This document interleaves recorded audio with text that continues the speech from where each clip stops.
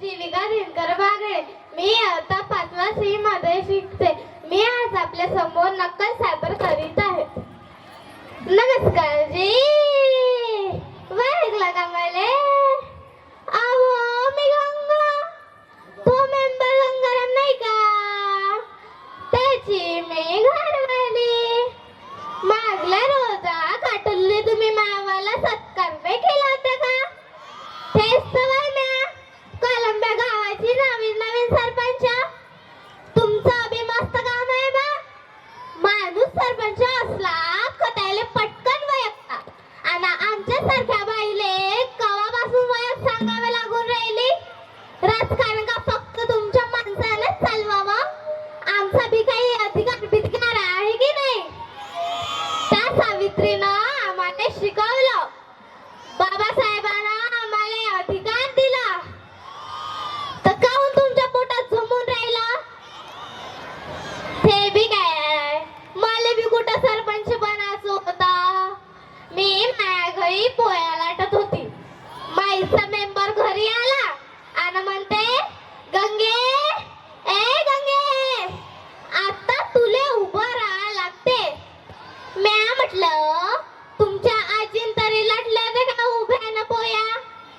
मला म्हणते, नाही गंगे तुले पोया उभं नाही राहा लागत.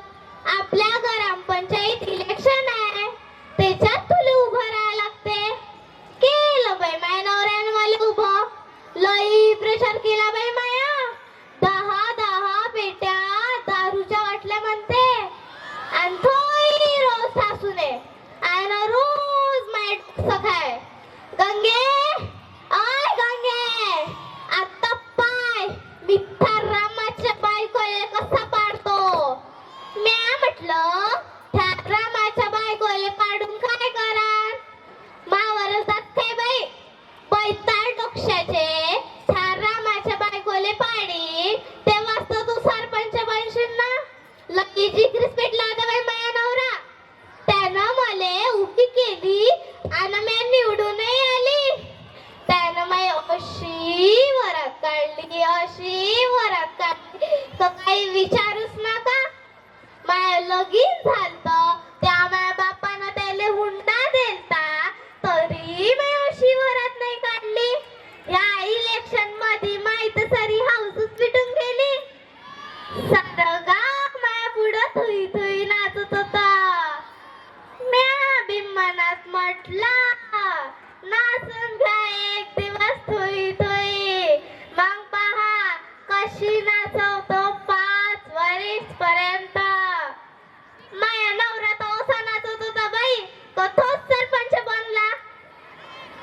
आता 8 वर्षाची गोष्ट घ्या.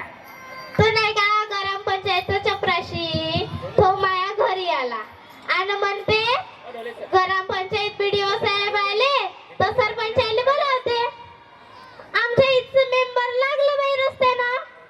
म्या म्हटलं अहो थांबा कुठं चालले?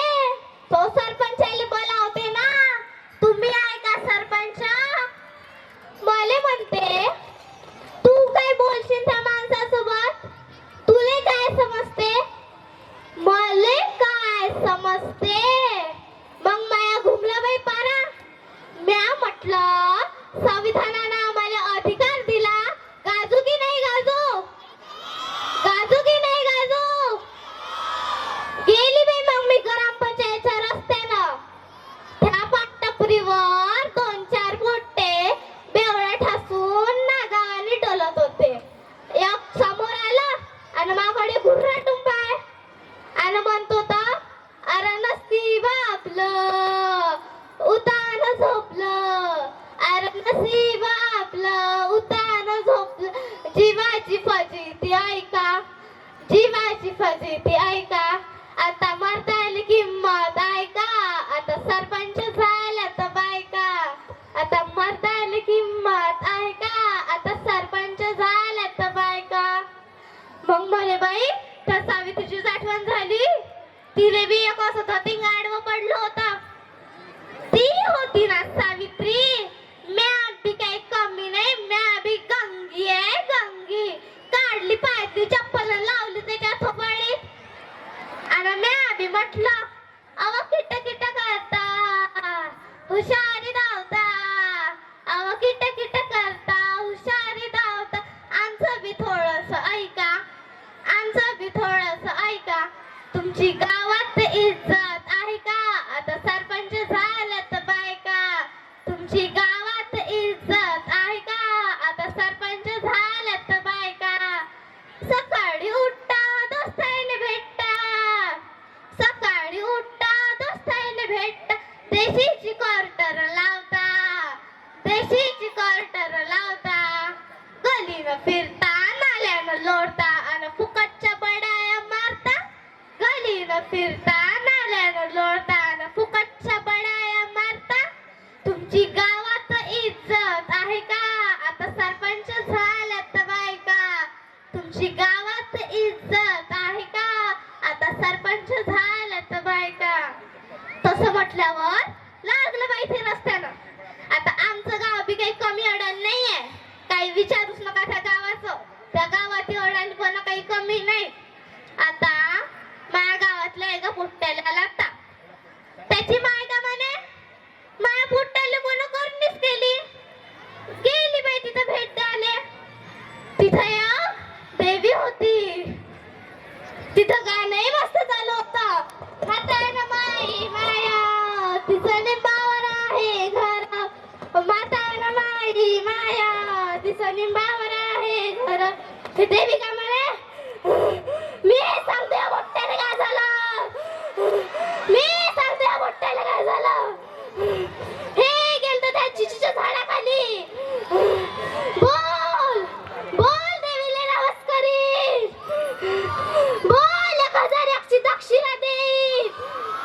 बोल बोल बोकडा कापी बोल पाहिलं बाई मी ना ते गेली डॉक्टरांनी पुलसाले घेऊन आली पुलसाली पाहू ते भोपळ आली डॉक्टरांच्या पोट्ट्याला तपासला आणि मरेलिया सांगितला म्या म्हटलं त्या पोट्ट्याच्या मायले अव भवाने घरात असे तमाशे करण्यापेक्षा आपल्या घराबाहेरचं परिसर स्वच्छ ठेव ना मच्छर नको होऊ देऊ मग कोण नाही करत त्या पोट्ट्याला करणे इथे बसलेल्या सर्वांना माझी हात जोडून नम्र विनंती आहे आपल्या घराबाहेरचे परिसर स्वच्छ ठेवावे भुवाबाजीच्या नादाला लागू नका महत्वाची तर हीच गोष्ट की तू मुलींना शिकवा एक मुलगी शिकली तर तिचे पूर्ण घर सुशिक्षित होते ऐकायला नाही अडाणीची गोष्ट ऐकाच लागेल कारण मी बनेल सरपंचने कारण मी आहे त्या सावित्रीची लेक त्या